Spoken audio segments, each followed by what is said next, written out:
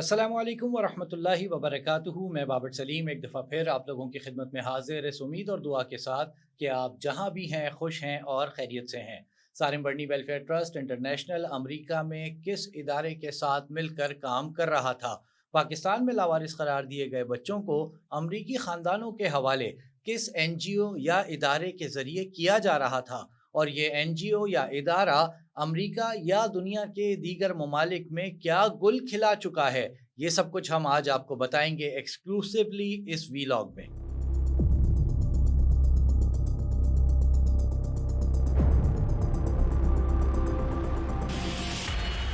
South Korea में उस वक्त अजीब सूरत हाल पैदा हुई जब 40 साल से जायद उम्र के सैकड़ों गैर मुल्कियों ने अचानक अपनी शिनाख्त, वालदैन की तलाश और बहन भाइयों तक रसाई के लिए मुजाहरे शुरू कर दिए। एहतजाज करने वाले अफराद दिनेश कोरियन राइट्स ग्रुप नामी तंजीम के झंडे तले इकट्ठा थे और हॉल्ट चाइल्ड सर्विसेज और कोरियन सोशल सर्विसेज के खिलाफ तहकीकात का मुतालबा कर रहे थे। इसी दौरान साल 2022 में कोरिया के दारुल हुकूमत सियोल में वाक़े हॉल्ट इंटरनेशनल नामी NGO के दफ्तर में सूसी फ्लग बर्नाल्ड नामी डेनमार्क की शहरी अपने हकीकी वालदैन से मुताल्लिक़ तफसीलात लेने पहुंची, जहां इसे ये कहकर टाल दिया गया कि हॉल्ट इंटरनेशनल के पास इसकी मतलूबा मालूमात मौजूद नहीं। दस्तयाब मालूमात के मुताबिक सूसी 1973 में कोरिया में पैदा हुई। इसे हॉल्ट इंटरनेशनल नामी NGO ने लावारिस करार देकर डेनमार्क के एक ख़ानदान को एडॉप्शन के लिए दे दिया और इसका नाम भी बदल दिया गया। जब सूसी को अपने लेपालक होने का पता चला तो इसने अपने असल वालदैन की खोज लगाना शुरू की। सूसी की उम्र अब 50 के लगभग है। वो डेनमार्क में अपने 2 बच्चों और शौहर के साथ रहती हैं,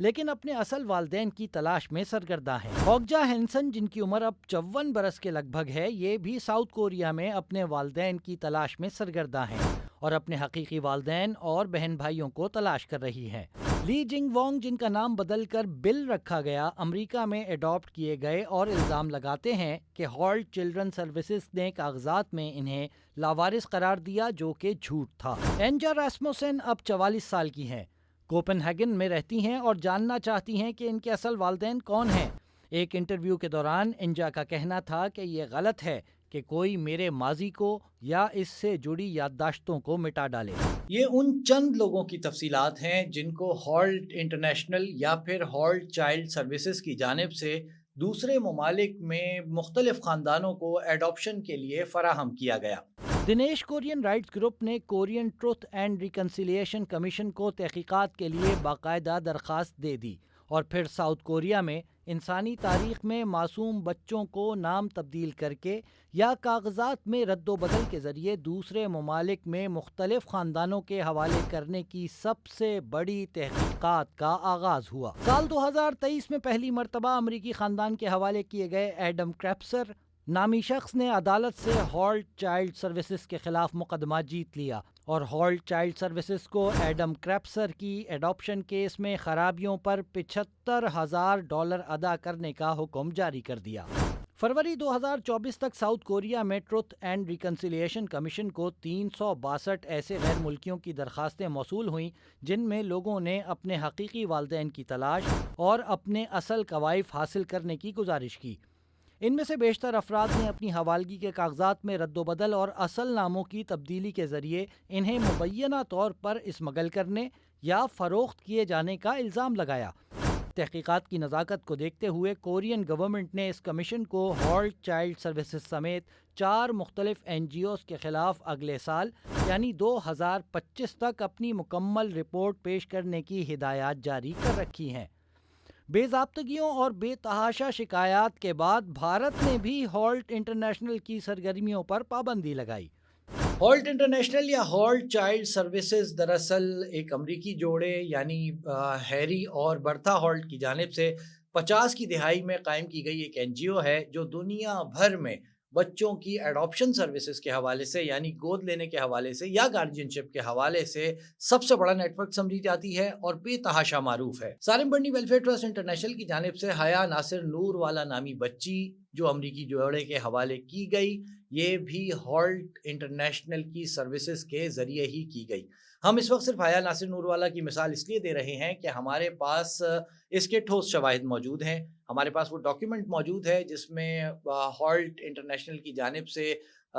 یہ جو کیس سٹڈی ہے حیا ناصر نوروالا کے ایڈاپشن کی، وہ کی گئی ہے اور وہ اس کو اون بھی کرتے ہیں۔ غالب گمان یہ ہے کہ حیا ناصر نوروالا کے علاوہ پاکستان سے امریکی جوڑوں کو فراہم کیے گئے وہ بچے جو سالم بڑنی ویلفیئر ٹرسٹ انٹرنیشنل کی جانب سے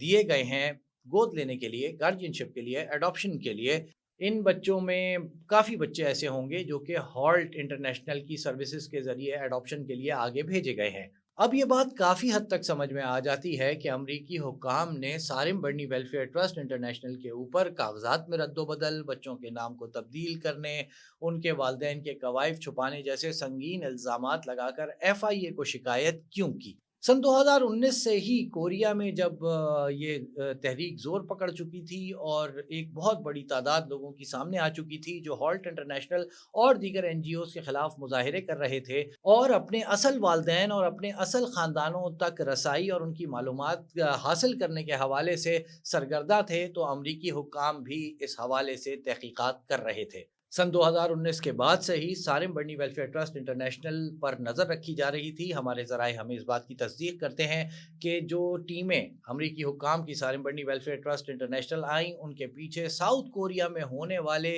اس خطرناک ہیومن اسمگلنگ کے پورے گینگ اور نیٹ ورک میں ہالٹ انٹرنیشنل کا نام سامنے آنے اور سالم بڑنی ویلفیئر ٹرسٹ انٹرنیشنل کا ہالٹ انٹرنیشنل کے ساتھ جو گٹھ جوڑ ہے، جو ان کا معاہدہ ہے یا نہیں ہے یہ ابھی تک سامنے نہیں آیا ہے، لیکن ان کی جو آپس کے روابط ہیں اور سروسز جو وہ ایکسچینج کرتے ہیں ایک دوسرے کے ساتھ، ان تمام چیزوں کو مد نظر رکھا گیا اور اس کے بعد امریکی حکام پاکستان میں انہوں نے نہ صرف ایف آئی اے سے شکایت کی بلکہ وہ خود سالم بڑنی ویلفیئر ٹرسٹ انٹرنیشنل گئے، وہاں ڈاکیومنٹس کی جانچ پڑتال کی، ایف آئی اے کو کافی ساری معلومات فراہم کی، جس کے بعد ایف آئی اے نے باقاعدہ سالم بڑنی ویلفیئر ٹرسٹ انٹرنیشنل کے خلاف بچوں کے ناموں کی تبدیلی، والدین کے کوائف چھپانے اور مبینہ طور پر بچوں کو غیر قانونی طریقے سے بیرون ملک ایڈاپشن یعنی اسمگلنگ کہہ لیں آپ، کیونکہ ٹریفک ان پرسن کی اس میں دفعہ لگی ہوئی ہے، تو اسمگلنگ کے الزامات کے تحت مقدمہ درج کر کے تحقیقات شروع کر رکھی ہیں۔ یہاں میں ایک مختصر بات صرف اتنی کر سکتا ہوں کہ معصوم بچوں کو بیرون ملک یعنی اپنے اصل ملک سے نکال کر دوسرے ملکوں میں لوگوں کو ایڈاپشن کے لیے فراہم کرنا اتنا غیر ذمہ دارانہ کام نہیں ہے کہ کسی ایسی این جی او یا ادارے کے ساتھ مل کر کام کیا جائے جو دنیا میں مختلف مقامات پر یا جس کے خلاف دنیا کے کسی ملک میں باقاعدہ تحقیقات ہو رہی ہوں اور اس پر دنیا بھر میں سنگین نوعیت کے الزامات لگ رہے ہوں۔ میرے خیال سے سالم بڑنی ویلفیئر ٹرسٹ انٹرنیشنل کی جانب سے یہ بڑی غلطی ہوئی ہے کہ انہوں نے ہالٹ انٹرنیشنل کے ساتھ مل کر بچوں کو ایڈاپشن کے لیے امریکی جوڑوں کے حوالے کیا اور یہیں سے امریکی حکام کے کان کھڑے ہوئے اور یہیں سے ان کے خلاف تحقیقات کا آغاز ہوا۔ اس حوالے سے ہم آپ کو مزید بھی اپڈیٹ کرتے رہیں گے۔ اپنا اور اپنے اطراف میں لوگوں کا خیال رکھیے گا، والدین حیات ہیں ان کی خدمت کیجیے گا، دنیا سے جا چکے ہیں ان کے لیے دعائیں خیر کیجیے گا، مجھے بھی اپنی دعاؤں میں یاد رکھیے گا۔ السلام علیکم ورحمۃ اللہ وبرکاتہ۔